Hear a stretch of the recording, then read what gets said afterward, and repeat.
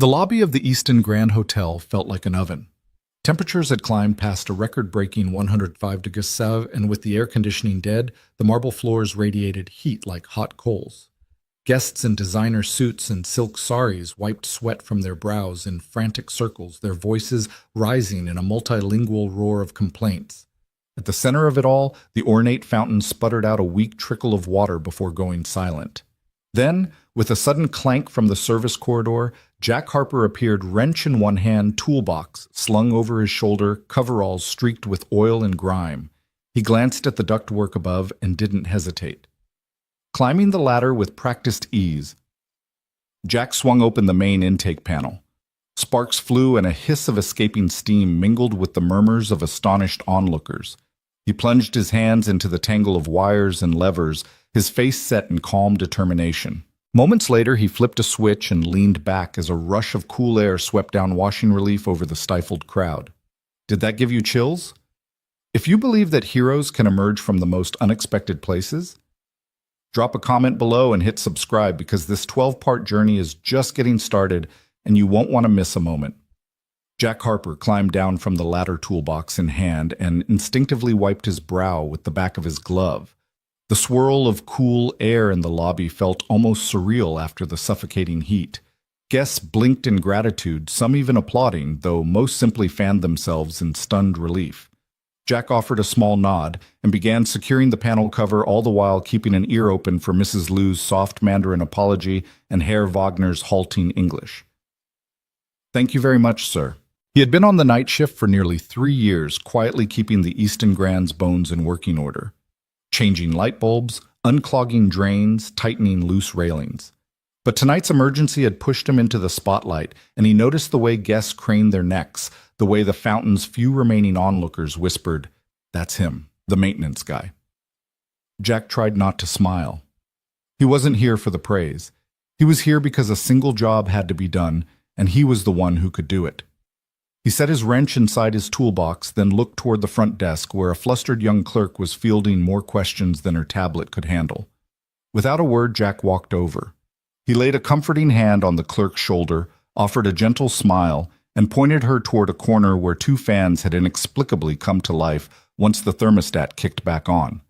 She exhaled thanks, and Jack gave her a reassuring nod before turning to leave. But he didn't get far. From the edge of the lobby, a tall, composed woman in a sharply tailored suit watched him. Emma Sterling, CEO of the Easton Grand's parent company, had descended from her private balcony to witness the spectacle firsthand. She had never once stepped onto the floor during a maintenance crisis. Yet something about the man in grease-stained coveralls and his unfazed expertise drew her attention. Jack felt her gaze, but didn't look up. He retrieved a small rag from his back pocket and polished the edge of a service stairwell door. He hummed a soft tune under his breath, oblivious to the crowd's shifting mood. Moments earlier, he'd overheard a British guest say, "I thought this place never faltered." Now, with the temperature settling back into a reasonable range, that very guest was quietly receiving a fresh cup of iced tea from room service, tipped generously for Jack's efforts, though he'd never know. The sweltering evening had been building to a breaking point all day. By sunset, the lobby's soaring glass windows had captured every last ray of heat, trapping it inside like a greenhouse. Staff members had trudged through the corridors in dread, anticipating the inevitable system failure. Jack, meanwhile, had been in the bowels of the building, checking gauge readings and cleaning filters, routine work until the emergency alarm blared. He'd sprinted through back hallways, guided by the blinking red light on his handheld scanner. Less than 5 minutes later, he emerged into the open with the wrench and the resolve that turned a meltdown into a moment of quiet triumph. Now, as he hefted his toolbox and prepared to return to the underbelly of pipes and cables, the applause swelled one final time. Jack paused, looked up, and spotted Emma Sterling. She met his eyes, surprised to see him finally acknowledge her. He gave a small, respectful wave. She inclined her head in invitation in that silent gesture. Almost reluctant to leave his domain, Jack tucked his wrench into its slot, hoisted the box, and headed toward the desk where he'd been summoned. The lobby staff parted like the Red Sea, making way for him. He walked with that calm assurance of someone who fixes things, not just machinery, but moments. Emma followed at a discreet distance, her curiosity mounting. A dozen languages had spilled from his lips tonight, weaving through the lobby's tension, binding strangers in relief. It was an act of service so smooth and unassuming that no public relations team could have scripted it, yet here it was raw, real, transformative. Jack stopped at the front desk. Emma stepped forward. He didn't know her name, and she didn't yet know his, but in that instant, names felt secondary.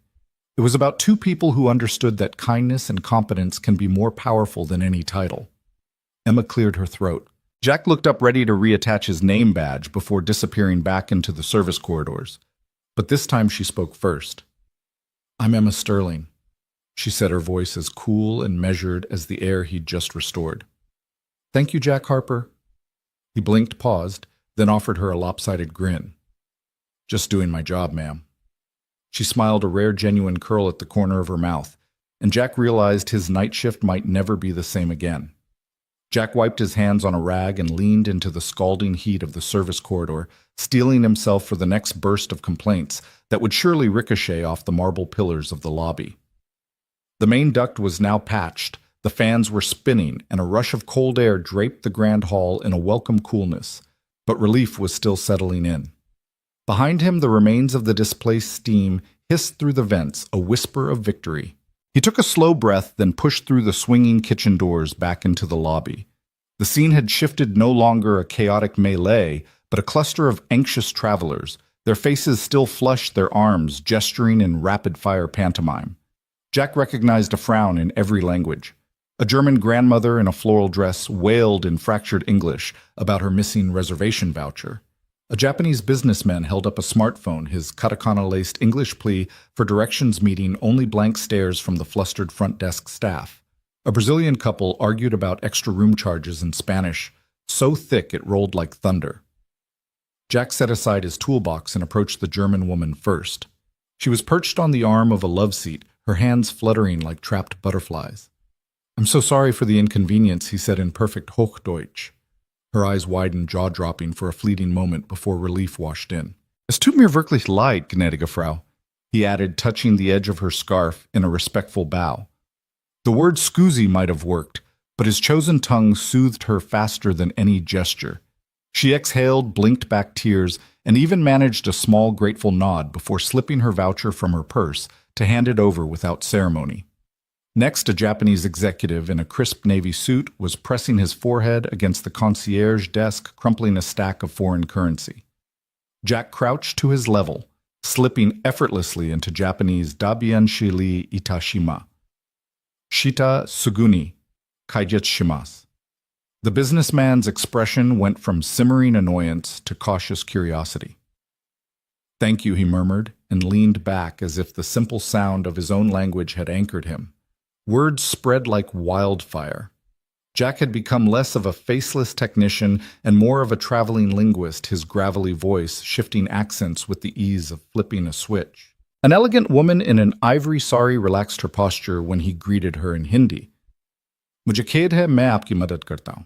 A frazzled father from Turkey coaxed his wailing toddler into a quiet giggle with a playful "Annem de geldi yakında, tamam mı?" A Spanish tourist found himself nodding along as Jack explained in Castilian that backup generators were en route and that cold towels would soon be distributed.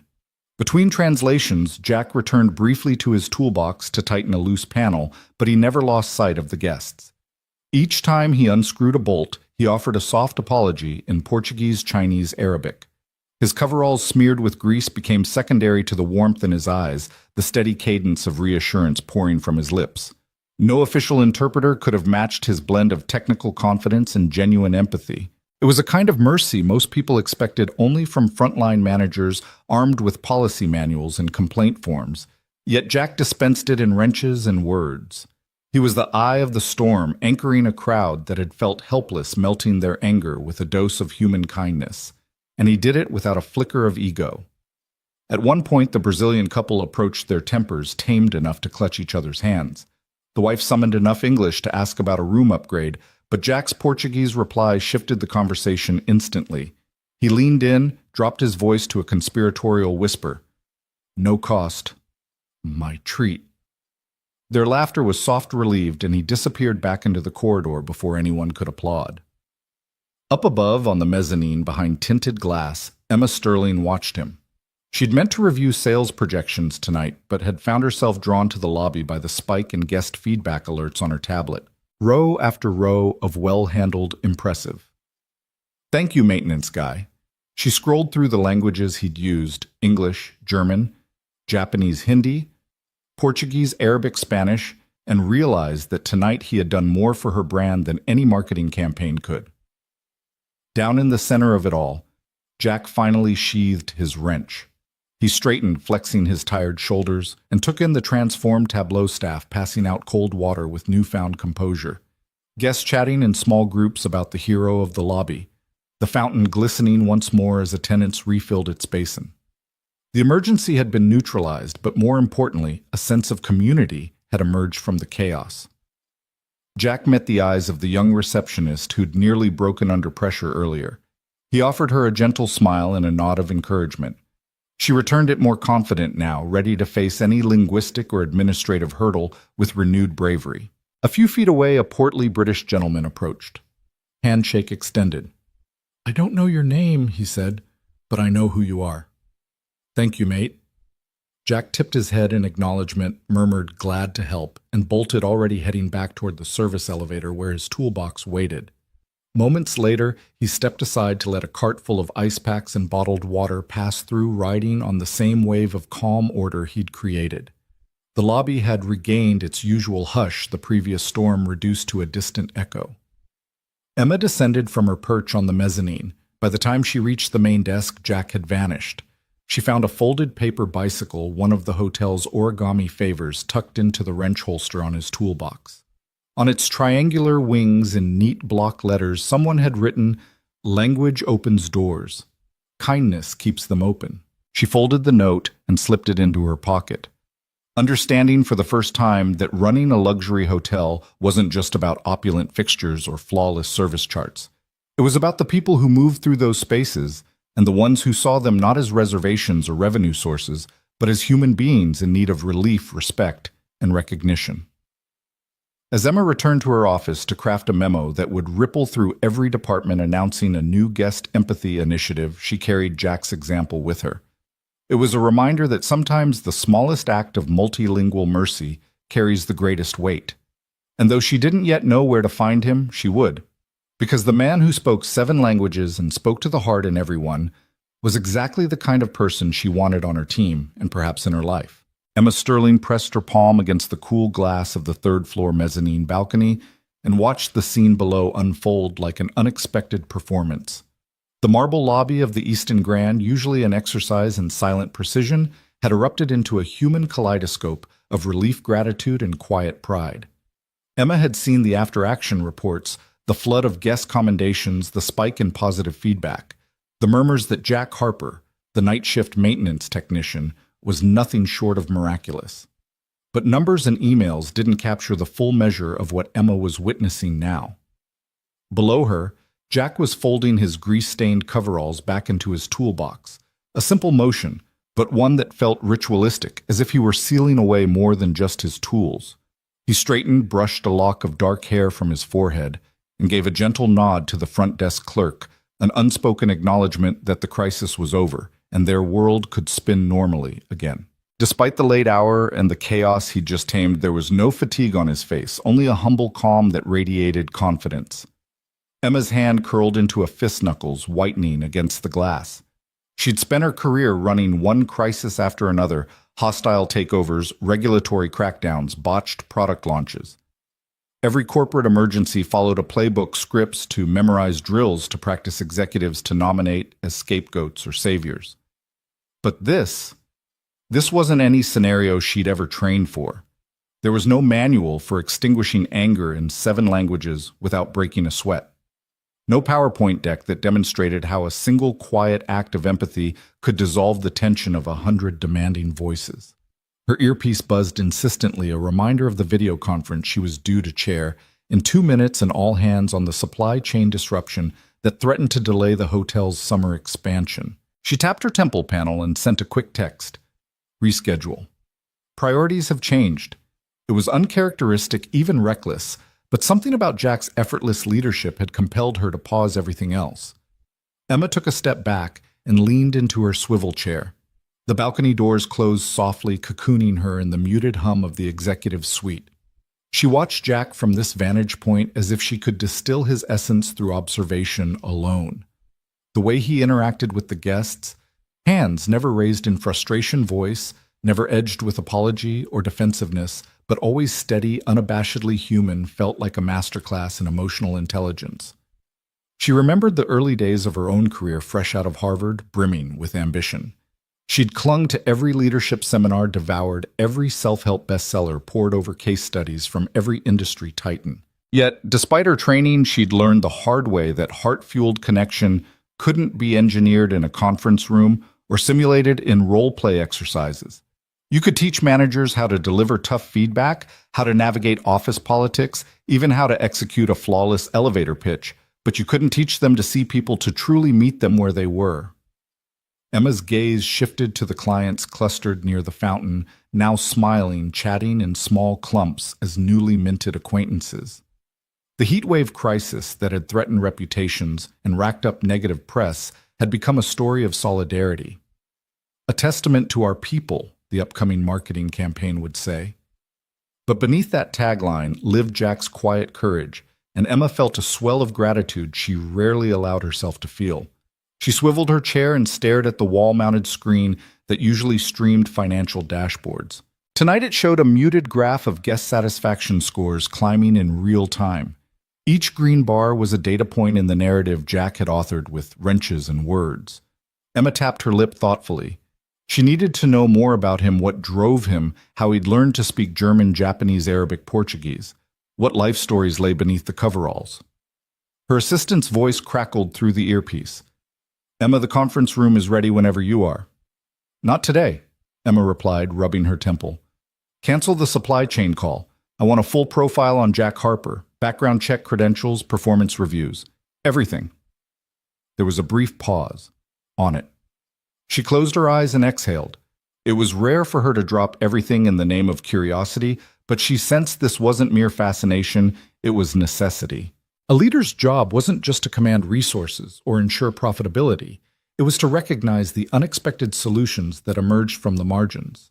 And Jack Harper was exactly that, a solution in human form. Emma rose from her chair and walked the length of her office toward the service elevator control panel hidden behind a shelf of strategic reports. A quick press of the button called the elevator, its soft ding a contrast to the thunder of chaos below. When the doors slid open, Emma stepped inside the glass doors, closing with a faint whoosh that sounded a lot like promise. The elevator descended 3 stories to the staff corridor, its stainless steel walls reflecting her composed expression. Past the branded carpeting and plush furniture of the lobby, she passed rows of sidelined door frames and housekeeping carts, the heart of the building often overlooked by guests and executives alike. She felt a pulse of anticipation as she neared the maintenance bay, an unlit hallway that smelled faintly of motor oil and metal polish. She halted just outside the bay doors, peeking through the small window. Jack was packing his toolbox, wrenches, screwdrivers, voltage tester, his night meter that glowed in the dim overhead light. He'd cleaned up the last of the dust from the repair, his coveralls now bearing the faintest sheen of sweat. A woman from housekeeping offered him a bottle of water. He shook his head with a grateful smile and waved her off.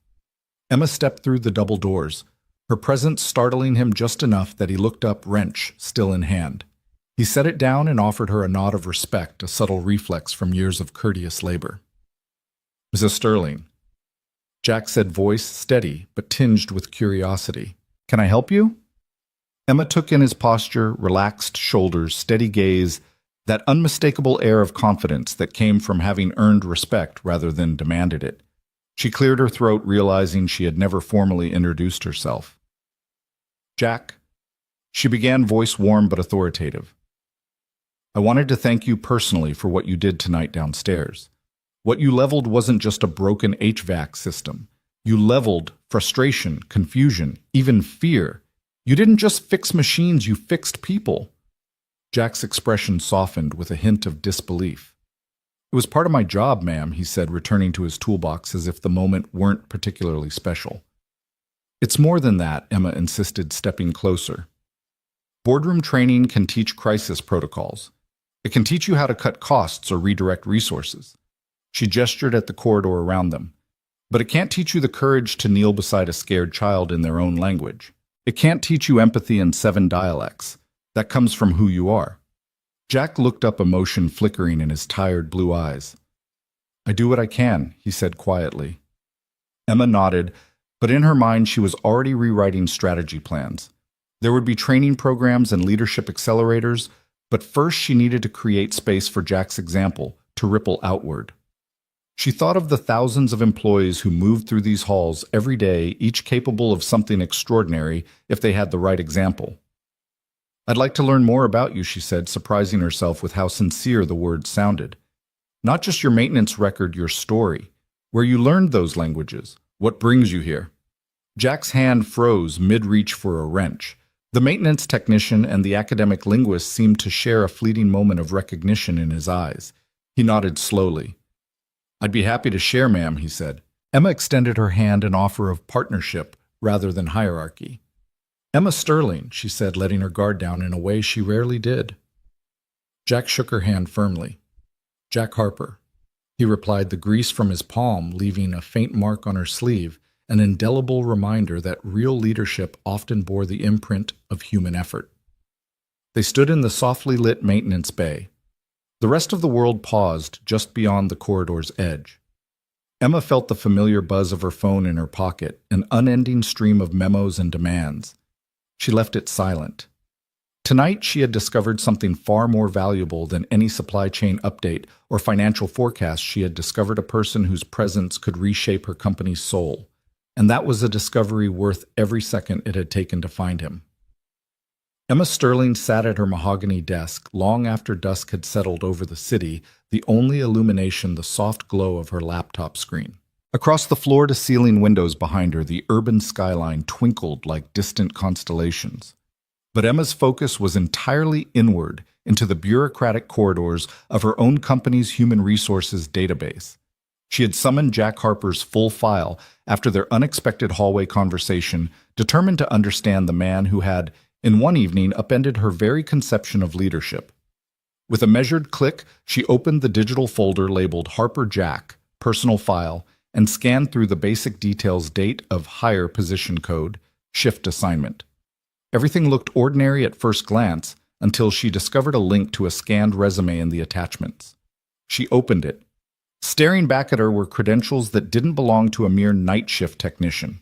At the top in bold letters, Jack A. Harper, Ph.D., Applied Linguistics, Columbia University. Below that, a line listing roles as an adjunct professor at NYU's Linguistics Department, with course titles like Advanced Phonetic Structures and Pragmatic Communication.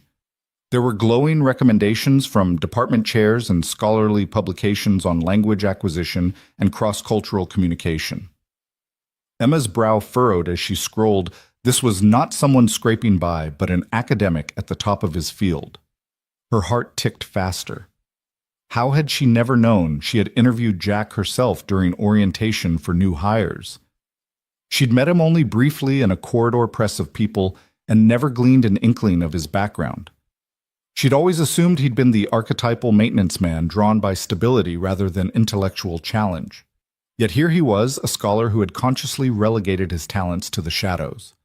On impulse, she clicked open the next document, a note from HR that explained the unusual hiring decision. Candidate Harper appears massively overqualified, it read.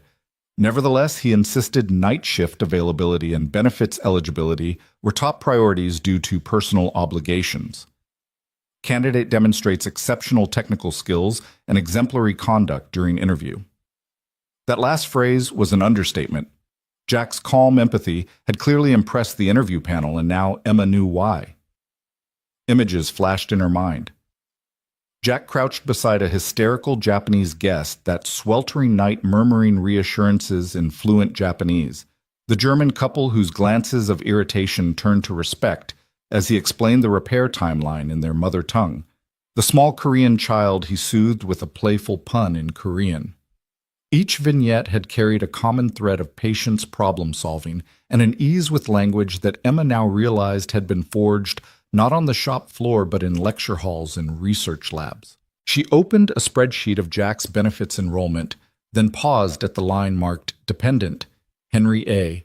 Harper, DOB 0812, 2010.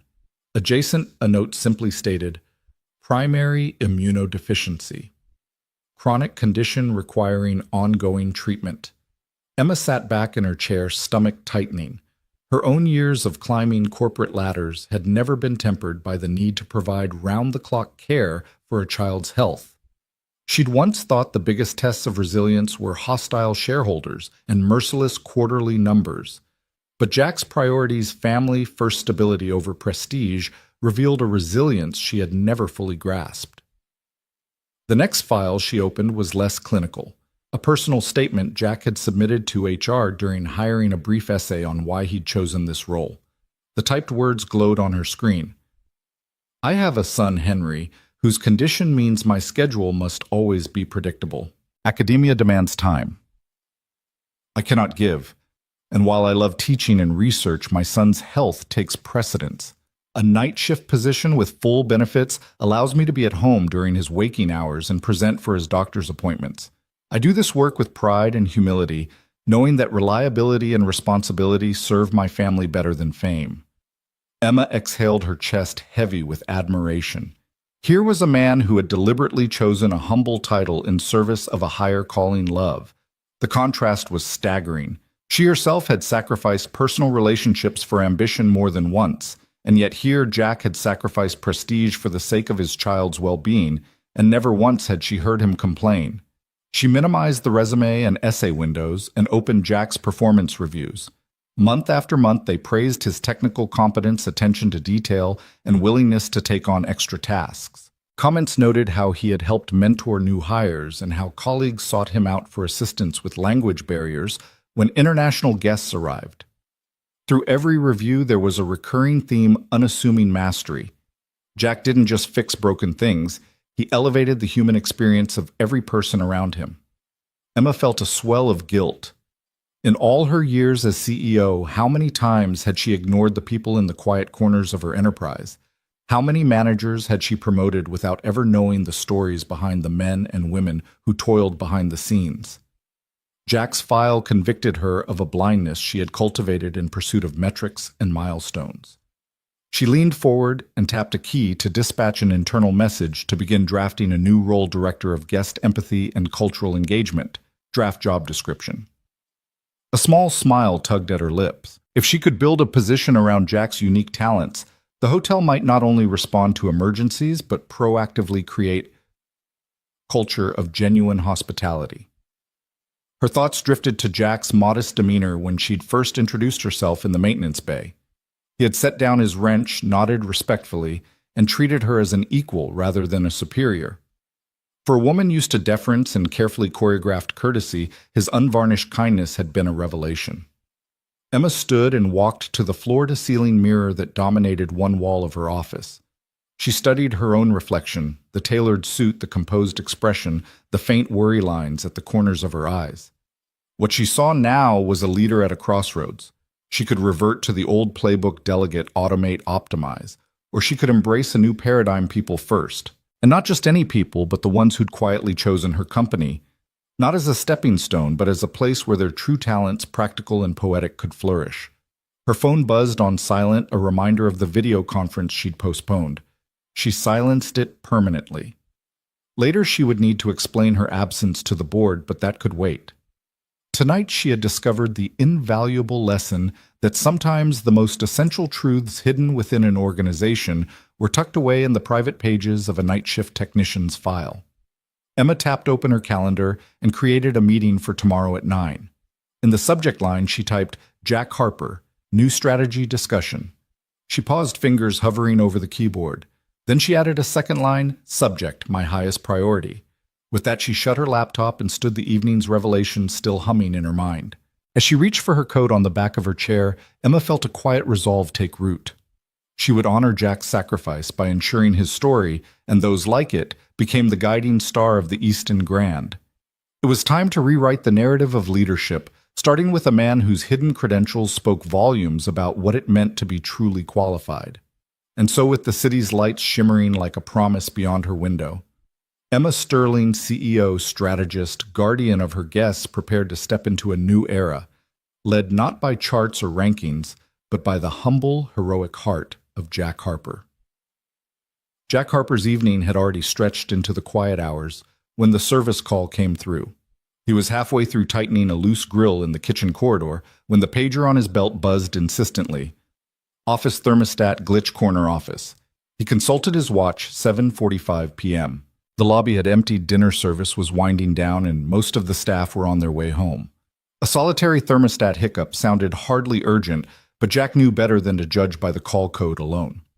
He set aside his toolbox and walked the hushed halls to the elevator, each step echoing against glossy tile. The golden light of the mezzanine lounge spilled through the paneled glass walls, and beyond the city's neon pulse throbbed against the night sky. In his mind, he flicked through the maintenance logs. Sometimes a low-temperature alert concealed a minor sensor misalignment. Sometimes it exposed a deeper wiring issue in the climate control network. Either way, Jack prepared himself for whatever lay behind that office door. The elevator doors slid open on the 32nd floor, and Jack stepped into the hushed corridor. Plush carpeting muffled his footsteps as he approached the glass-walled corner office he'd often glimpsed from below the sanctum of Emma Sterling, the Easton Grand's formidable CEO. He paused before knocking softly. The door swung open before he could rap. "Mr. Harper, sir." Emma's voice was calm, almost gentle, a tone he'd only heard once before back when she'd called him in to confirm the rooftop cooling system was fully operational. She stood by the sleek wall panel, arms crossed over her tailored blazer shoulders, relaxed in a way that belied her reputation for rigid precision. "Thank you for coming." He nodded respectfully and stepped inside, offering a quick glance around. The office was spacious yet minimal, dominated by a wide desk of dark mahogany, a wall of awards and framed architectural sketches of the hotel's expansion, and a single ergonomic chair pulled away as if in readiness for his arrival. Jack set his toolbox on the floor, pop-opened it, and retrieved his infrared thermometer and calibration screwdriver. "The sensor here," Emma said, indicating the small panel on the wall beside her window. "It's reporting temperatures 10 degrees below the rest of the suite."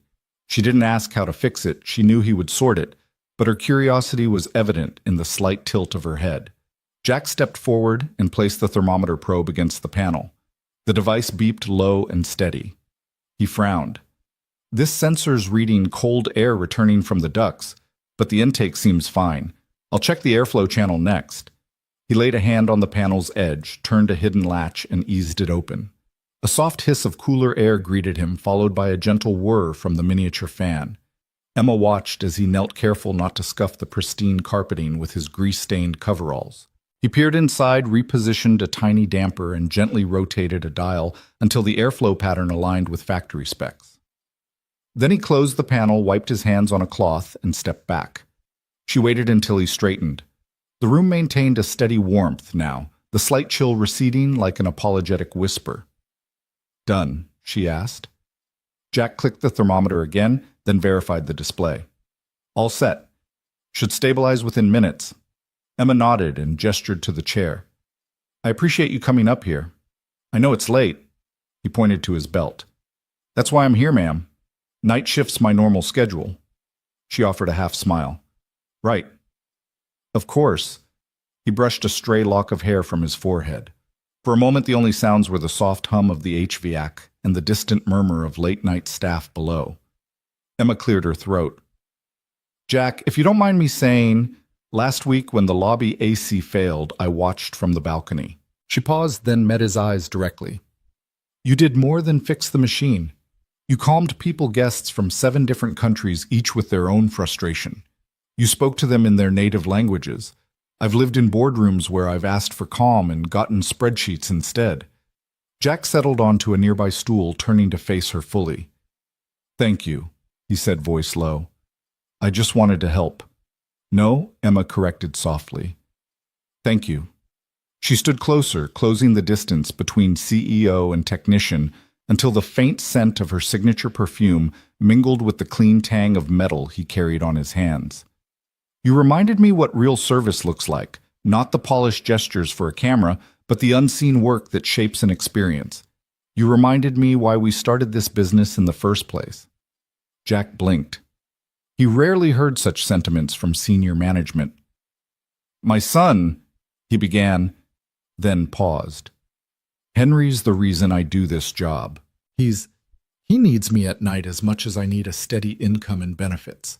I may have a PhD in linguistics tucked away somewhere, but this? He gestured at the thermostat at the quiet comforts of Emma's office. This keeps me where I need to be. Emma sank into the guest chair, leaning forward. I dug into your file after that night. I saw your resume, your publications, your academic awards. And then I saw the note you wrote HR about your son. It took me aback.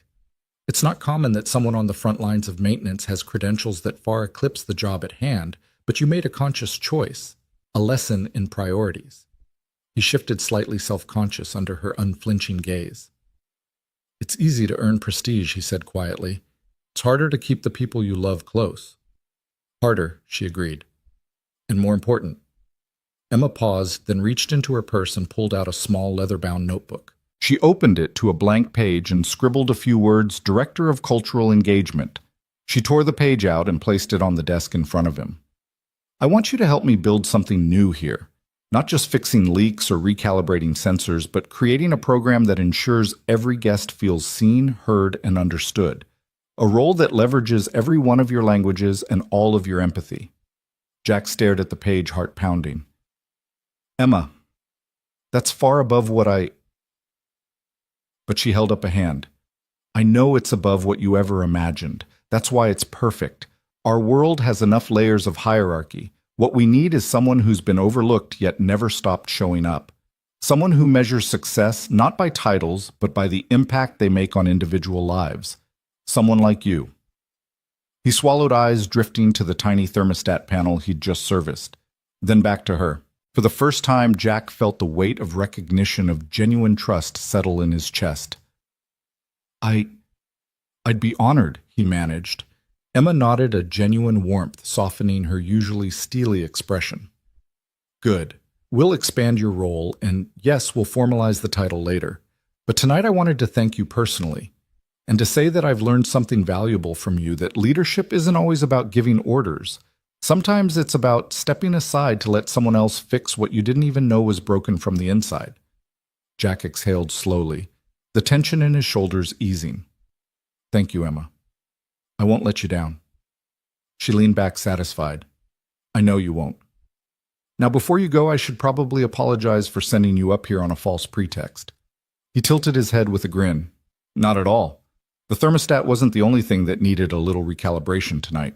Emma laughed softly, an unexpected, genuine sound that filled the corner office with a rare intimacy. Well said, she agreed. Get back to your shift, Jack. I'll let the overnight crew know where to find the new program outline. He picked up his toolbox and offered a polite nod. Good night, Emma.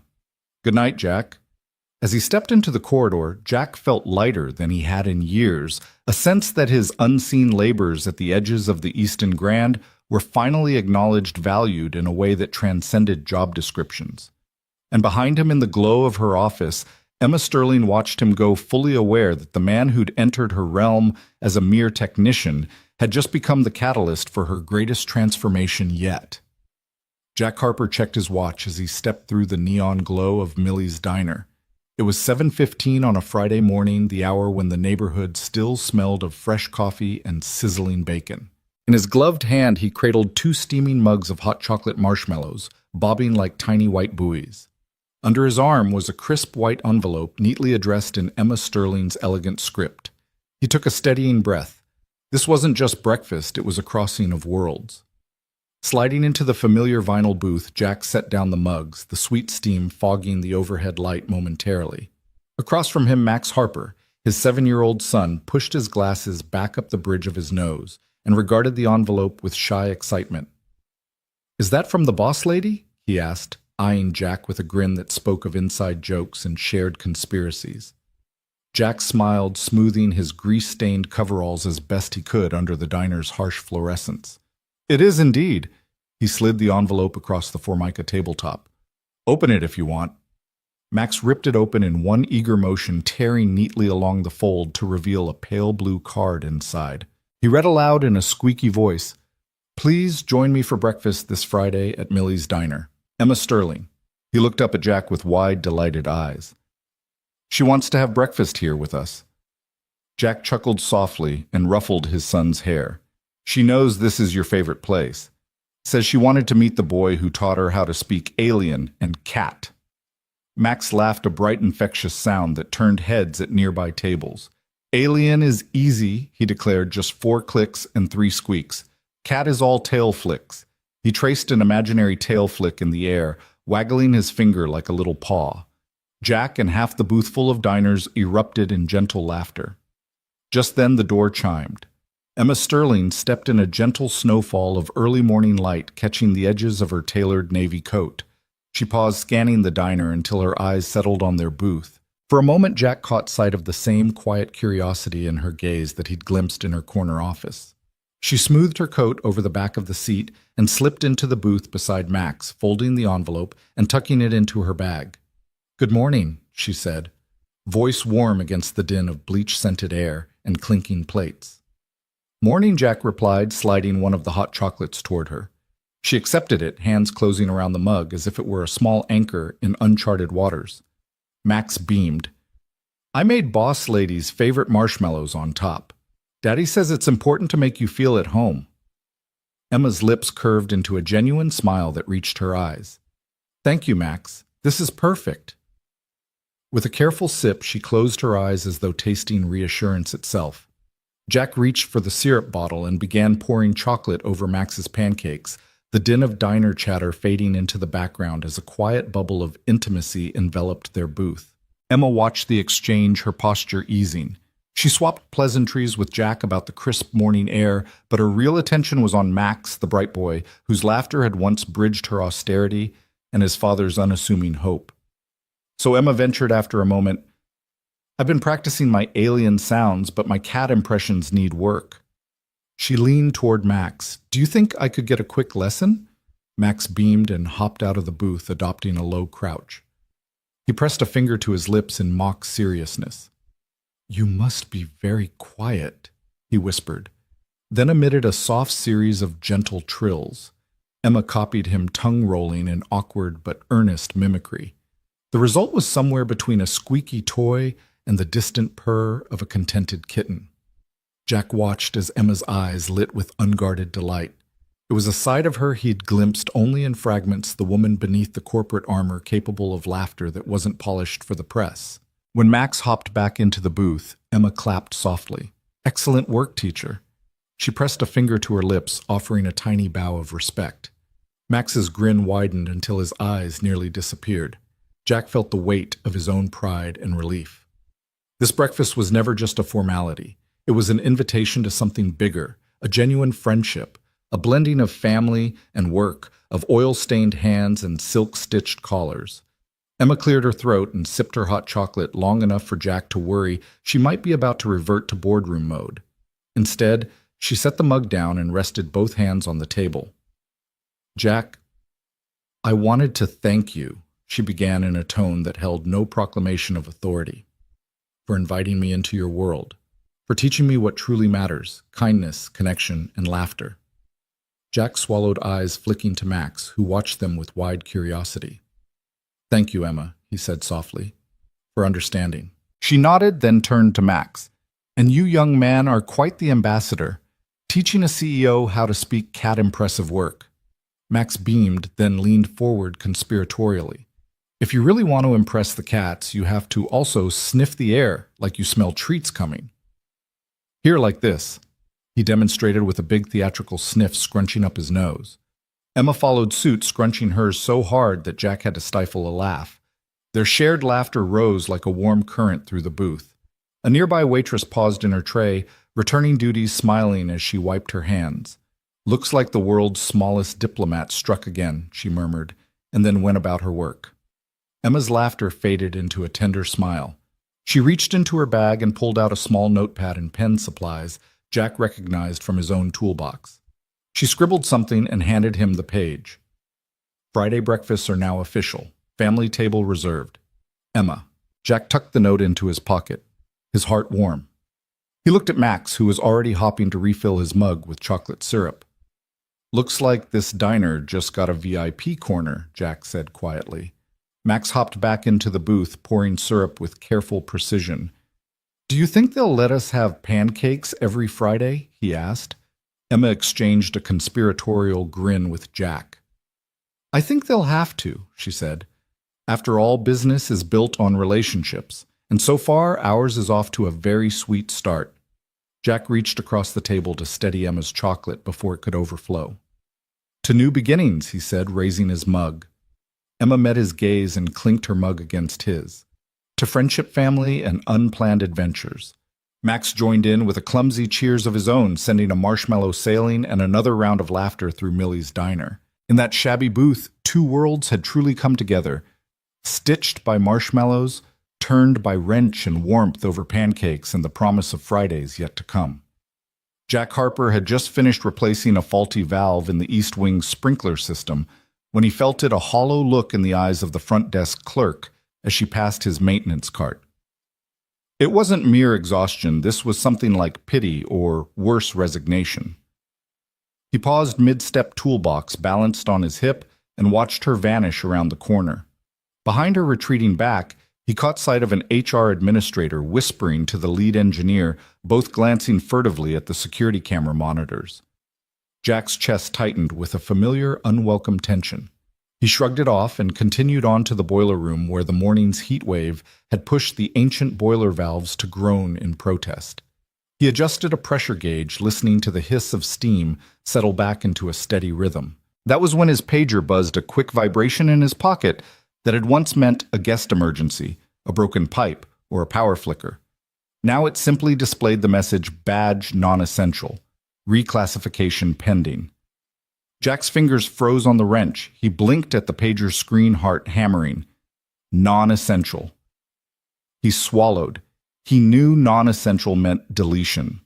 An invisible label that would strip him of access, notify security to bar him from critical systems, and ultimately sign him up for the cost-cutting AI rollout slated to replace overnight maintenance. He closed his eyes and pressed the pager back into his pocket, finishing his work on autopilot. He left the boiler room, his footsteps echoing against scrubbed concrete. Every corridor looked narrower. Every door seemed locked just a bit tighter. At the end of the hall, the water fountain dripped softly, taunting him with its normalcy. The rumor mill had been churning for weeks. He'd heard snippets in the break room vox pops of conversation about Phase 2, automation, AI-run diagnostics, and streamlining headcount. At first he'd laughed it off over coffee with Max's schoolmate's father, joking that even Alexa wouldn't know how to rig a makeshift fix on an emergency exit sign. But that laughter died the moment the pager lit up. His palms grew clammy with worry, and he realized two things at once. One, he couldn't afford to lose this job. It was what allowed him to be home when Max needed him most. And two, he had nowhere to go if this label stuck. No academia to return to, no colleagues waiting in some office to pull him back into the lecture halls. Just one boy counting on him to be there for dinner, tuck-ins, weekend science fairs. He shoved the wrench into his toolbox and strode toward Emma Sterling's glass-walled office on the 8th floor. His throat felt tight, his palms slick. He'd never barged in unannounced, but this couldn't wait. He tapped once on her door's frosted glass panel, 2 quick raps. Holding his breath, he watched the silhouette of her upright posture shift as she mentally shelved whatever crisis management call she'd been mid-sentence on. "Come in," she called, voice steady but laced with concern. Jack stepped into the polished sanctuary of her corner office. Emma Sterling was seated behind her oak desk, the morning sun cutting sharp patterns across the pale carpet. She offered him a small, polite smile. "Jack, what can I do for you?" He swallowed, looking down at his work boots, grease-stained and worn, the very symbol of what this job had meant. "Emma, I just got a notification. My badge is being reclassified as non-essential. They're talking about automating, well, pretty much everything I do at night." Her smile faltered, curiosity flashing across her eyes. "Show me," she said, standing. They walked together to the security console in the hallway outside her office. With a few taps, she pulled up his employee status. Sure enough, a red label blinked beneath his ID, non-essential. Below it, a smaller note, eligible for AI replacement phase 2. Emma frowned, tracing the screen with a finger. Non-essential. Huh? She murmured. She turned to him, blue-gray eyes sharp. They're going to replace you with AI. Do they know what you do? Jack shrugged helplessly. He felt exposed, like someone had opened his chest and labeled his beating heart optional. They think it's cost-efficient, he said. I heard the HR head mention it during last night's shift change. Said routine tasks were better left to algorithms. They never actually see the people behind the valves, the wires, the guest interactions. Emma tapped her temple as though nudging her own memory. They haven't seen you, not really. She spun back to her office, beckoning him inside. Her assistant hovered uncertainly in the doorway, a silent witness to whatever storm was brewing. Emma walked behind her desk and leaned forward. Jack, she said, eyes unwavering. I know exactly what you do, and it's more than routine. She glanced down at his coveralls, still bearing faint smudges from yesterday's air handling repairs. Your job is critical not just to the hotel's systems, but to our reputation. You're our frontline ambassador, fixing problems and soothing guests in 7 languages. Jack shook his head, voice tight. I'm just trying to keep the heat off Max. He swallowed again. If I lose this, I lose everything. Emma's jaw worked as she processed his confession. She'd known he was a single dad, putting everything on the line, but hearing it out loud, seeing the fear in his eyes that ignited something in her.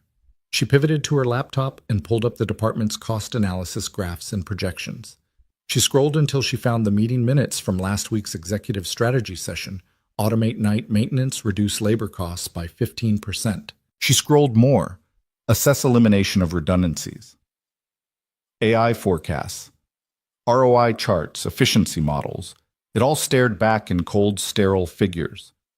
But as she weighed the numbers, Emma found herself replaying every instance Jack had rescued the hotel's image, guiding stranded guests in Arabic after the power flicker, diagnosing the sprinkler sensor failure in record time, diffusing an irate guest complaint in fluent German, de-escalating the panic when a concierge misspelled Edelweiss.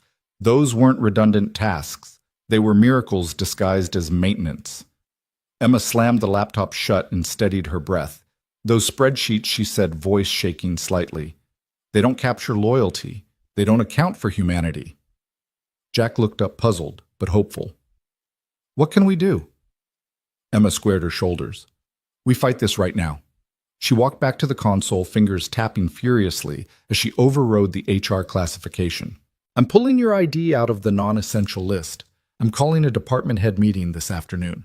I'll make the case that our brand doesn't run on algorithms. It runs on people like you. Jack stared, mouth slightly agape. Emma, you can't.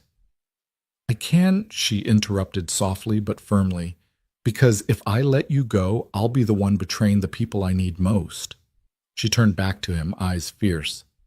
You're not non-essential, Jack. You're indispensable.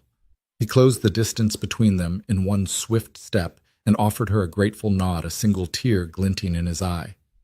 Thank you, he whispered. Emma brushed her hair back over her shoulder and folded her arms, a stance she reserved for boardroom showdowns. Just get back to work. I'll handle the data. She paused, then added, if they want spreadsheets, I'll show them numbers they can't ignore. Guest satisfaction scores up 30%, recovery time down 60%, employee loyalty at an all-time high. That's what you do. Jack exhaled relief and something fiercer mingling in his chest. He turned to leave, then paused at her door. Emma, he said. She looked up concerned. I don't know how to thank you. Max and I will never forget this. Emma watched him cross the threshold, then exhaled a breath she didn't know she'd been holding. As the office door clicked shut behind Jack Harper, she realized she had a choice: bow to the ease of efficiency or stand for the people who made that efficiency possible. She touched the cool glass of her office window, looking down at the marble lobby where Jack had first emerged as hero. Tomorrow she would make sure the board saw him not as a line item, but as the beating heart of the Easton Grand. Emma Sterling stood at the center of the Easton Grand's opulent ballroom, her tailored blazer, unbuttoned sleeves rolled up in a rare display of earnest intent. Rows of polished mahogany chairs arced around her, filled with department heads, executives, and line staff alike, each one summoned by the unprecedented all-staff assembly she had called just that morning. Crystal chandeliers cast warm pools of light over the sea of expectant faces. As Emma glanced across the room, she saw more than colleagues gathered. She saw a family of dedicated people who had helped build this hotel's reputation. Tonight she would give them a story worth believing in. Clearing her throat, she permitted herself a moment's stillness, letting the hush deepen until every whisper faded. Then she spoke, her voice carrying easily through the vaulted space. "Thank you all for coming on such short notice." She began scanning the room until her eyes found Jack Harper standing near the back, arms folded over his grease-streaked coveralls. He seemed to shrink beneath the ballroom lights, his gaze low, as if he did not belong on this stage. Emma's heart clenched. "I promised transparency, so I want to share something crucial. I almost lost our most vital team member." Murmurs rippled through the assembled crowd. A few eyebrows lifted in surprise. Emma continued, leaning forward over the podium. "Last week, Human Resources proposed reclassifying Jack as non-essential.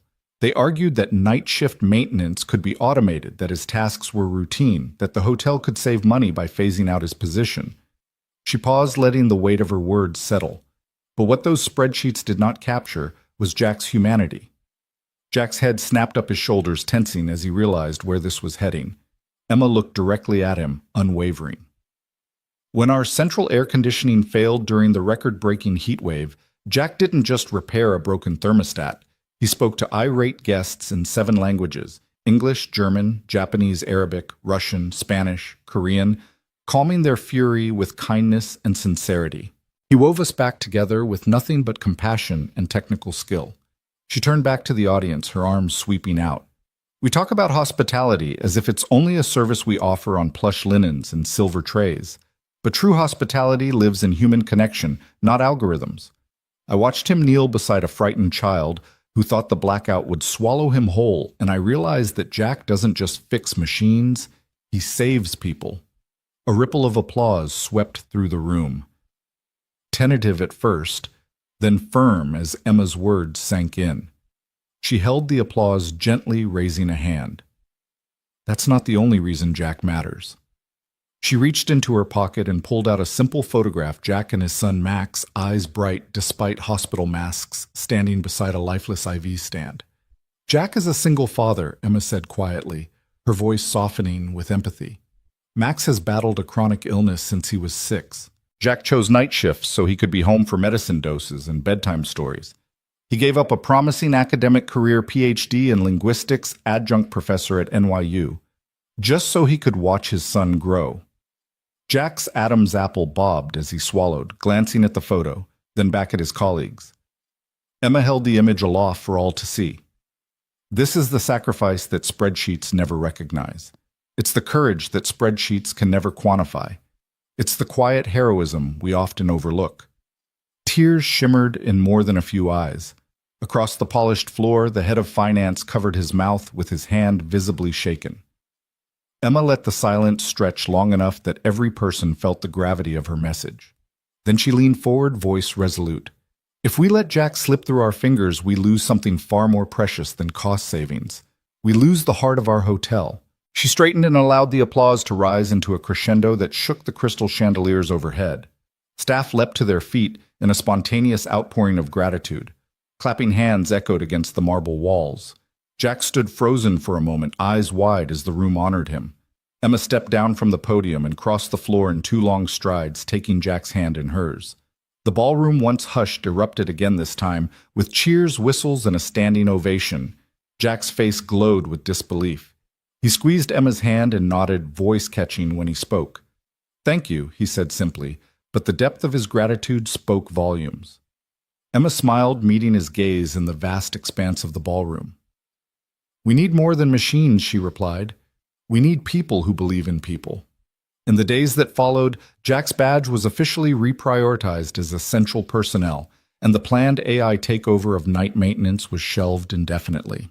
Instead, Emma appointed him to lead a new guest empathy initiative, a program that would train all staff in cultural sensitivity, crisis, de-escalation, and multilingual communication tasks no algorithm could master. Jack, still wearing his grease-spattered coveralls, stood at the forefront of a movement to redefine hospitality.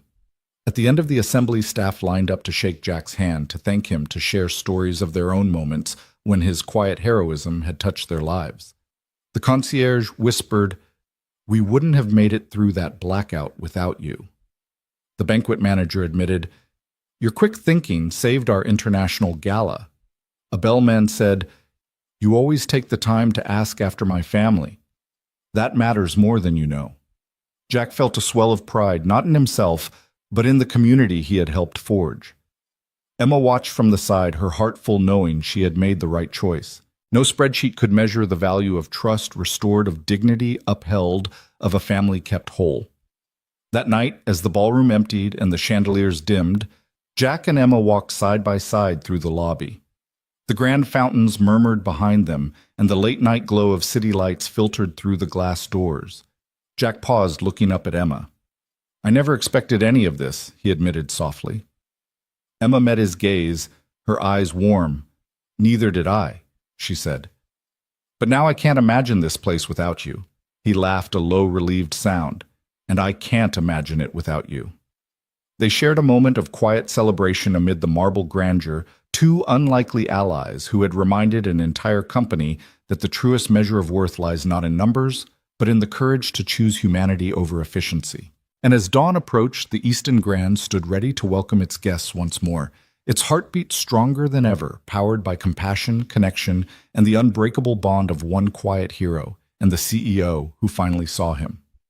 Jack Harper's shift was supposed to end at 6:00 p.m., but he never made it to the time clock kiosk in the Easton Grand's hushed service corridor. Instead, he paused outside the glowing marble lobby, the evening's golden light slanting through the front doors, and for one long moment he let himself consider walking away. The applause of the all-staff assembly still echoed in his mind, mixing with the uneasy stir of resentment he'd sensed from a few of the higher-up managers. They'd clapped politely, but his heart knew the truth. Some believed he was nothing more than a charity case, a sentimental nod to goodwill, a liability in the name of compassion. And maybe they were right. He pulled his badge from his coverall pocket and tapped it against the reader. Nothing but a red access. Denied flashed back. Frowning, he tapped again. Still denied. His locker, too, was inexplicably empty. No toolbox, no oil-streaked gloves, not even the faded photo of his son tacked inside. The corridor felt cavernous and hollow without the familiar clink of his equipment. The smell of industrial cleaner and late-shift coffee drifted by, but it couldn't hide the quiet ache in his chest. The security guard, Mr. Howard, mistook the access failure for a system glitch. "Clocking in tomorrow morning, Harper?" he asked, voice low. Jack simply nodded. He didn't have the energy to explain that this system rejection felt more like a dismissal. With one last look down the corridor that had defined his nights for the past 2 years, he stepped out the service exit and melted into the sidewalk's early dusk shadows. Back in her corner office, Emma Sterling watched her inbox flash with alerts. Badge inactive, Jack Harper. Locker. Emptied. Jack Harper. Security incident. Lost badge. Panic clawed at her chest. She'd marshaled boardrooms, calmed investors, and negotiated hostile takeovers, but this felt personal, like losing sight of a vital piece of her own heart. She grabbed her coat unbuttoned in haste and fled the silver-lined tranquility of the executive floor for the crumbling brick of Crescent Bay Elementary, where her calendar showed Jack's son Max should have been released at 3:00 p.m. Clouds had gathered overhead, and a soft drizzle slicked the school's playground, turning the rubberized surf to a faint sheen of moisture. Emma's sharp heels squeaked on the curb as she scanned the open gate. Children clustered in rainbow-colored raincoats. Parents juggled backpacks and umbrellas. None of them were Jack. The lump in her throat tightened until her breath came in shallow bursts. She couldn't believe she'd let things escalate this far. Then she saw him, Jack, crouched beside a metal slide, sorting through the contents of a soggy backpack. Max stood nearby, arms crossed, his small frame shivering in a thin hoodie. Emma approached slowly, as if the veneer of authority might snap if she walked too hastily. Jack glanced up, surprise flickering in his dark eyes, quickly replaced by a guarded calm. Mr. Harper, she began, voice unsteady. Jack nodded, eyes flicking to Max. He's fine, ma'am. Just needed dry socks. Emma swallowed past the lump in her throat. I'm so sorry. I tried your office, the service corridor, your badge was denied, your locker emptied. I thought something happened to you. Jack's jaw tightened. I denied myself, he replied quietly, avoiding her gaze. The breeze whispered through the empty swings, and Max tugged at Jack's sleeve. Dad, is everything okay? Jack knelt to Max's level, brushing a raindrop from his son's hair. Everything's fine, buddy. He forced a small smile that didn't reach his eyes. Turning back to Emma, he said, But I'm not fine. I can't be the symbol of charity. I might have saved the day once, but I won't stick around for the politics. Emma felt tears prick her eyes. Jack, please. He held up a hand. You saved Max, he said, voice raw, when I couldn't afford the trial. You did that. The rest, I'm not so sure. Emma closed her eyes and counted to 3, steadying herself. Then she reached out, gingerly resting a hand on his shoulder.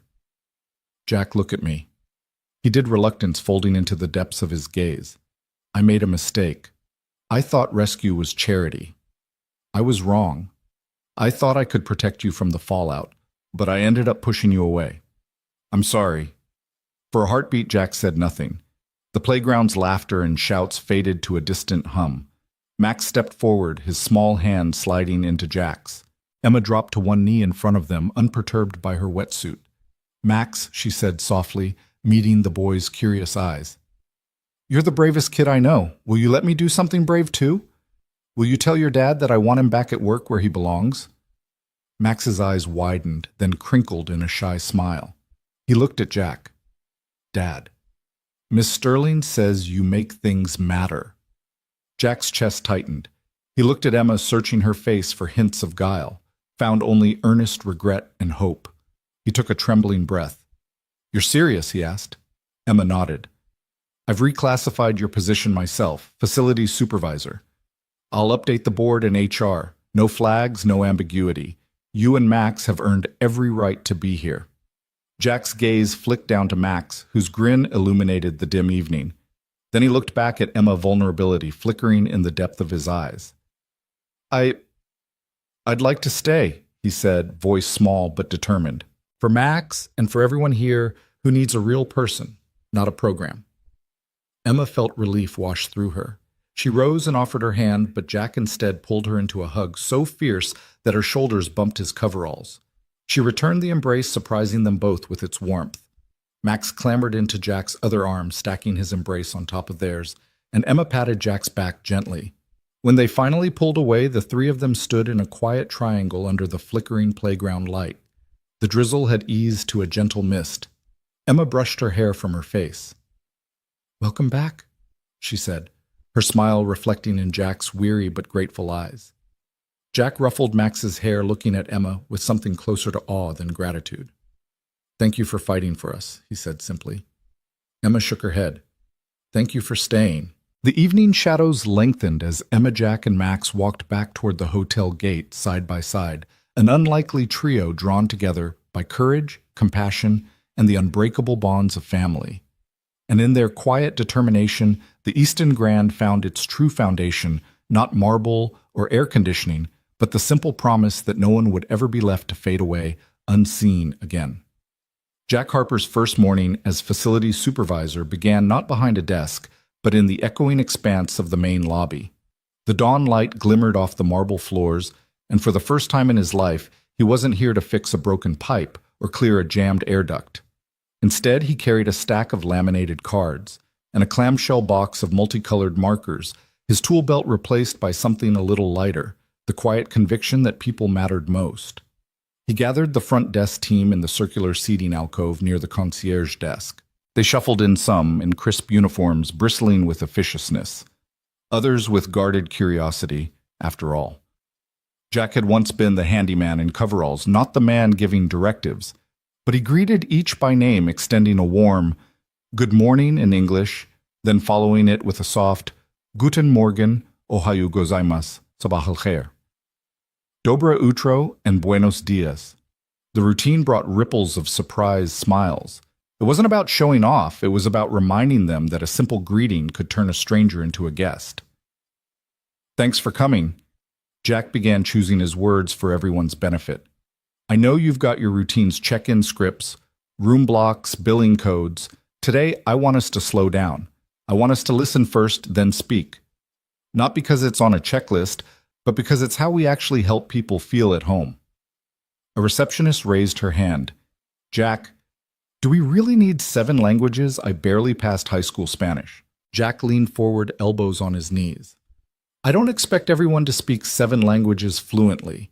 What I do hope is that you learn one phrase in a guest's mother tongue, how can I help you, and deliver it with sincerity.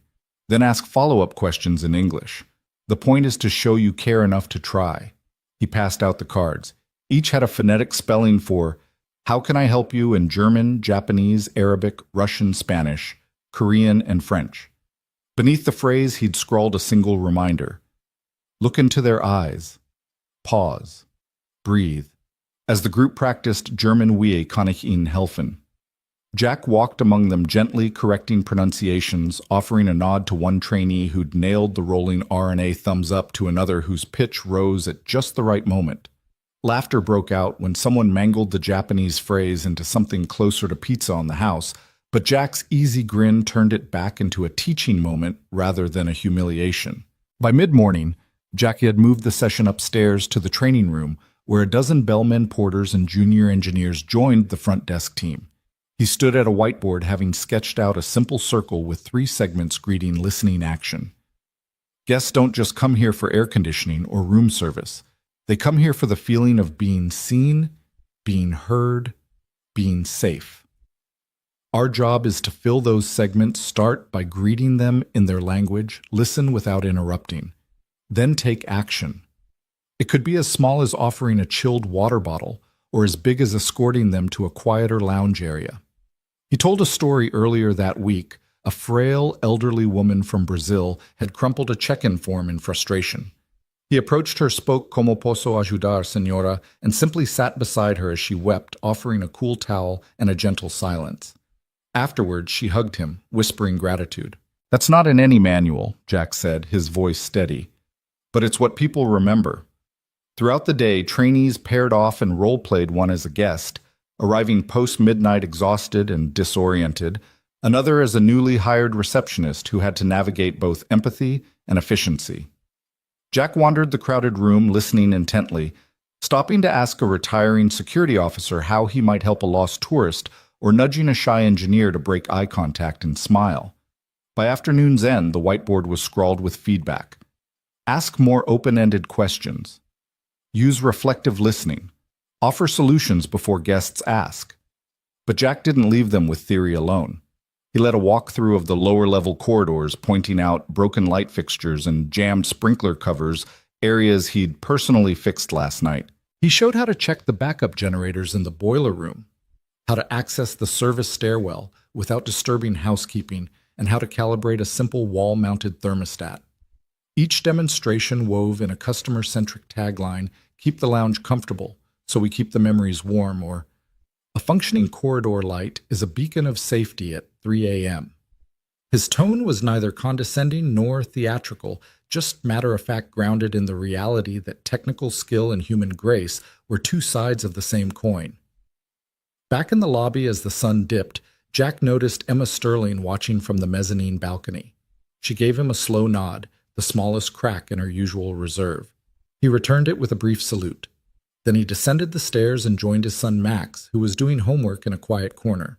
Jack ruffled his boy's hair and introduced him to a bellman who'd been one of the day's trainees. Max Jack said, "This is Hector. Today, Hector helped me teach everyone how to say, 'Welcome home.'" Hector's face lit up, proud to have learned not just a phrase, but an attitude. At the end of the shift, Jack gathered his team one last time under the grand staircase. Tomorrow, he said, we're rolling this out with every staff member, housekeeping, kitchen crew, even the valet. Because hospitality isn't just front desk deep. You'll get a schedule by email, and I'll be around if you need help practicing. But tonight, take your cards home. Practice with anyone you meet, taxi drivers, baristas, your neighbors. Keep the habit alive. We're not just fixing leaks here. We're building bridges. As the employees murmured their farewells, Jack stepped outside into the cool evening air. The Easton Grand's facade glowed in the streetlights. Max tugged his hand. "Dad, can we come back tomorrow?" Jack smiled, heart full. "We sure can, buddy." Behind them, staff members filed out lifetimes of training manuals replaced by something more elemental. The simple power of showing up, speaking someone's language, and listening like it mattered. And in the days to come, Jack's quiet leadership would ripple through the hotel's corridors, slowing down, frenetic mornings, grounding panicked moments, alchemizing routine service into genuine care. Because real hospitality didn't come from a spreadsheet or an app. It came from a man who had learned to balance bolts and heartbeat with equal skill, and in doing so had reshaped the Easton Grand from the ground up. The clatter of pipes and the hiss of steam had become a strangely comforting soundtrack to Jack Harper's days at the Easton Grand. In the maze of maintenance corridors and hidden utility closets, he no longer felt like an intruder, but part of the very heartbeat of the hotel. And standing beside him, clipboard in hand, often wearing a slightly rumpled blazer instead of her usual power suit, was Emma Sterling, his unlikely partner in warming what had once been a cold corporate fortress. It began innocently enough on a routine inspection of the boiler room. Jack had discovered a slow leak in one of the main pressure valves, a drip so gentle it would have escaped most eyes. But he and Emma had wandered back there together, she drawn by the soft scuff of his work boots echoing against concrete walls, and she'd asked, genuinely curious, "Can I see how you catch that? I never would have noticed." So he crouched beside the valve hand, steady, even in the low light, explaining the telltale signs of corrosion, the faint mineral ring, the microscopic crack along the seam. She leaned in, absorbing every word, occasionally reaching out to turn a wrench under his guidance. For Jack, the surprise wasn't that she wanted to learn. It was how natural it felt, her fingers patiently handling tools she'd once observed only from porcelain conference tables. From that moment, their days grew threaded with these small collaborations. Wednesday mornings found them poring over maintenance logs and Emma's corner office room service coffee steaming between them, as Jack highlighted patterns only a technician's eye could see, recurring flickers in the east wing lights and odd hum in the backup generator that warranted preventative lubrication. Emma, ever analytical, would tap her pen thoughtfully, asking questions that refined Jack's hunches into actionable checklists. Their voices formed a soft cadence, Jack's firm and reassuring, Emma's calm and curious, until the entire room seemed to lean in, waiting for their next insight. By Thursday afternoons, the two of them could be spotted sharing a booth at the little diner around the corner. The one-terrace diners called Mom's Place, because the waitress still remembered everyone's order after a single visit. Emma, who usually ate at five-star tables under glittering chandeliers, now sat with Max at her side, both of them delicately navigating chocolate milkshakes and miniature pancakes. Jack watched as Emma knelt on the booth's vinyl seat, her tailored skirt tucked just so, coaxing shy smiles from his son with impromptu shadow puppets. Max, normally guarded with newcomers, giggled as Emma spoke good morning to him in broken Korean, one of the 7 phrases Jack had taught her. In those moments, titles faded. Emma wasn't CEO, just Miss Emma to Max, and Jack's heart swelled as he saw his worlds converge around that tiny table. Their partnership deepened in the evenings when the guest floors had emptied out and the hotel hushed into something more intimate. Jack would tap on Emma's office door, his coveralls smeared with grease, while she set aside her final spreadsheet for the day. They'd settle into ergonomic chairs, a pot of strong coffee between them, and tuck into room service sandwiches as they strategized over upcoming projects, a new lighting initiative, plans for a staff-driven wellness room in the basement, or deciphering the guest feedback form that kept mentioning heart and warmth alongside cleanliness. Their brainstorming sessions stretched late into the night, peppered with laughter, when Emma teased Jack about his impossible ability to name every HVAC filter size on the first try, or when he caught her off guard by quoting an obscure engineering spec she'd mentioned once in an offhand remark. Each morning, their work carried new momentum. Staff members, bellmen, housekeepers, even the sous chef greeted Jack and Emma with fresh enthusiasm, as if discovering that leadership could be approachable without losing its dignity. Jack's technical directives felt less like orders and more like invitations, and Emma found herself deferring to his judgment on everything from the angle of drip pans to the best way to train a new intake technician. Their respect was mutual. Emma trusted Jack's instinct in a wiring closet, and he relied on her network to clear roadblocks that no wrench could loosen. The turning point came on a late Friday afternoon. A minor water leak had flooded a hallway near the executive's wing. The marble floor was slick and dangerous. By the time Jack arrived, Emma was already there, sleeves rolled up, gripping a wet vac hose like a pro. They moved together in practiced rhythm, Emma guiding staff away from the spill. Jack shutting off the localized valve, then guiding an electrician to replace a corroded joint. Throughout the commotion, Emma's voice was steady. Jack's hands were deft, and the rest of the team watched in awe as the CEO and the former handyman became seamless partners in crisis management. That evening, Emma persuaded Jack to accompany her and Max to her favorite Friday treat, hot chocolate at the rooftop cafe overlooking the city skyline. They perched on tall stools, the wind tousling Max's hair and dancing sparks of city light across Emma's face. The three talked about dreams. Emma confessed she'd always wanted to learn how to build something with her hands. Jack admitted he'd never thought he'd feel so at home in a boardroom, and Max shared plans to invent a hug machine that could deliver unlimited comfort. As laughter fluttered between them, Jack realized this wasn't just a business alliance or an ad hoc friendship. It was something deeper, a kind of family forged in the grime of tunnels and the glow of conference rooms alike. Under the neon sign of the cafe, Emma reached for Jack's hand. No declarations of love, just a quiet squeeze that spoke volumes. Jack looked down at her, the sky a canopy of promise behind her, and felt a shift in his chest, a soft, insistent pulse that said this was more than partnership. It was care woven through every bolt turned, every data point analyzed, every pancake shared under fluorescence.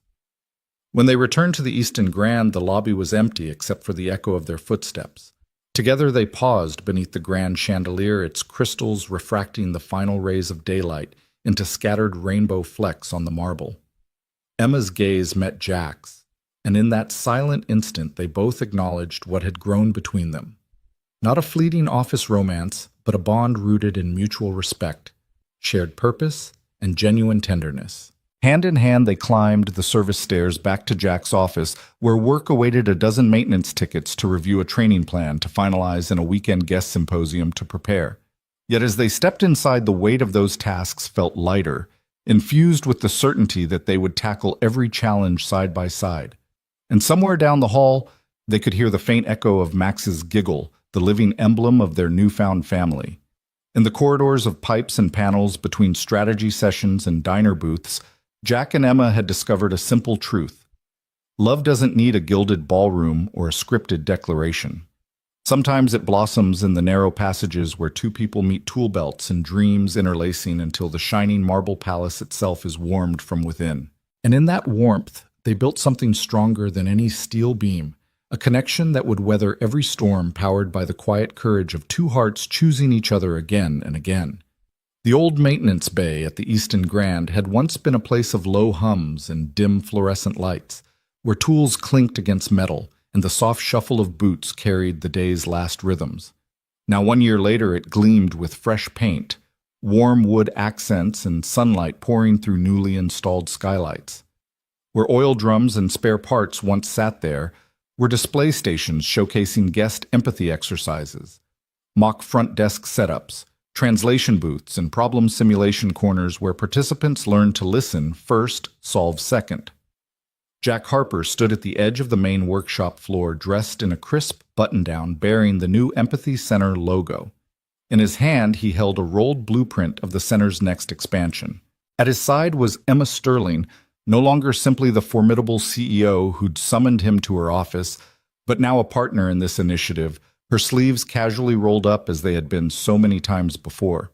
Max, now 10 and taller by inches, sat cross-legged on a low wooden bench, fiddling with a simple wooden puzzle that he'd crafted himself during the center's opening day kids' workshop. A small crowd of Easton Grand staff, community volunteers, and a few curious neighborhood leaders had gathered for the dedication ceremony. The energy in the room crackled not from spotlights or amplifiers, but from the palpable sense of possibility in the air. These were people who'd once passed through the hotel's grand lobby, oblivious to the gears turning behind the scenes. Now they stood here eager to learn how to bring that same spirit of care into their own lives. Emma tapped the microphone with a gentle smile. "Thank you all for joining us today." She began, her voice warm and unhurried. "A year ago, this space was off limits to guests, hidden, utilitarian, functional. We chose this bay as the heart of our new empathy center because it reminds us that true hospitality starts behind the scenes, with the people who never appear on any guest's itinerary." She paused, sweeping her gaze over the workshop stations. "Today we open these doors to the community, to teach, to learn, and to grow together." Jack stepped forward, the blueprint now unrolled and held carefully in both hands. "When Emma and I stood here last year, we had an idea: what if the same training that made our hotel stand out could make our neighborhood stronger? What if we could equip anyone from seasoned staff to eager volunteers with the skills to truly see one another?" He gestured at a station where a group of trainees practiced responding to simulated guest complaints in Spanish and Mandarin. "This center is built on the principle we first tested in our own hallways. Start where it's broken, stay until it's better." Max hopped off the bench, excitement lighting his face. He had been enlisted as the official junior ambassador for the center, and today he was about to share his own workshop project, a cribbage board turned puzzle teaching kids how to ask for help politely in 3 languages. "Hi, everyone." He called, voice small but steady. He held up his creation. "I made this so kids my age can learn how asking for help can be fun. My dad taught me that listening is the first step." A ripple of appreciative smiles and nods spread through the audience. Emma and Jack exchanged a proud glance before turning back to the gathered crowd. "We wanted Max to know that his dad's work wasn't just about wrenches and wires," Emma said. "It was about connection. And we wanted him and all of you to know that kindness can be practiced, taught, and shared."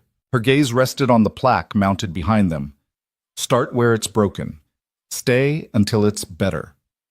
Harper Sterling Empathy Center, 2025. An applause broke out, genuine and heartfelt, echoing softly off the painted brick walls. Volunteers who'd helped build the training modules stepped forward, exchanging high fives with hotel staff who'd never before been called teachers. A few audience members dabbed at tears. Others quietly murmured thanks to Emma and Jack for opening up this space. After the formal dedication, the first open session began an interactive listening tour led by Jack himself. Staff members played the roles of various guests, one pretending to be an elderly gentleman with hearing difficulty, another an anxious newcomer whose luggage was lost en route. A line of trainees knelt before each guest, practicing empathetic phrases in their native languages as Jack guided corrections. Notice her hands trembling. Respond with calm reassurance before announcing the solution. Across the bay, Emma stationed herself at a cultural cue corner where volunteers learned to interpret subtle body language signals. She greeted each participant with a gentle nod, then asked them to read the cues on flashcards showing different emotional states: frustration, relief, confusion, gratitude.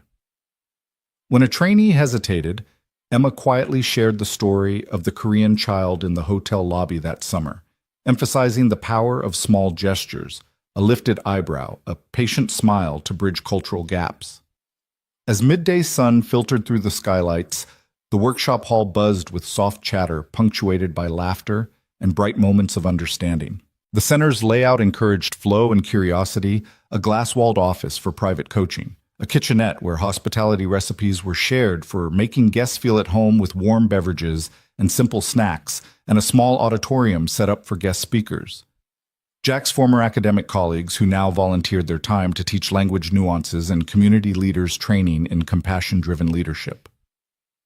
Toward the end of the afternoon, Emma and Jack gathered their little family for a final token of thanks. A local artisan had crafted 3 small wooden pins each, engraved with one word: See, Serve, Stay. Jack presented one to Emma C. in recognition of how she had learned to truly observe hearts instead of spreadsheets. Emma returned the gesture with the serve pin, acknowledging Jack's embodiment of selfless service. Then Jack turned to Max, placing the stay pin gently on his backpack strap. "Stay until it's better," he whispered, and Max's grin was brilliant enough to outshine the skylights. The closing ceremony unfolded in a quiet circle under the maple tree, planted at the bay's entrance, a sapling now tall enough to cast dappled shade. In front of Emma and Jack's plaque, participants each took turns reading a favorite line from the center's core manifesto. Hospitality is a dialogue, not a monologue. Kindness is something you grow by watering others. We all carry tools, sometimes wrenches, sometimes words. When the last speaker finished, Emma looked around at the faces lit by afternoon glow staff and neighbors side by side, united by this new institution of care.